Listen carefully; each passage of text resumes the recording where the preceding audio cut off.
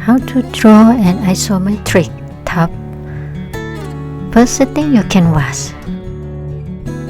Create a new layer and set it to drawing assist and start to draw a tub.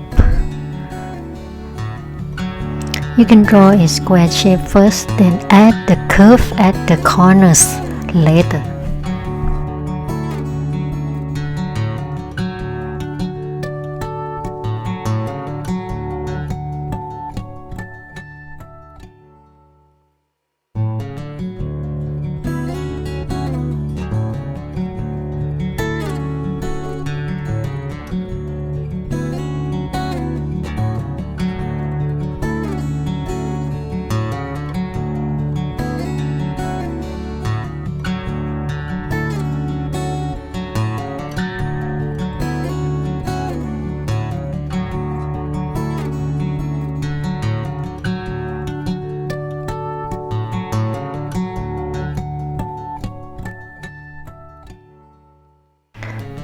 Now I'm adding the water tap.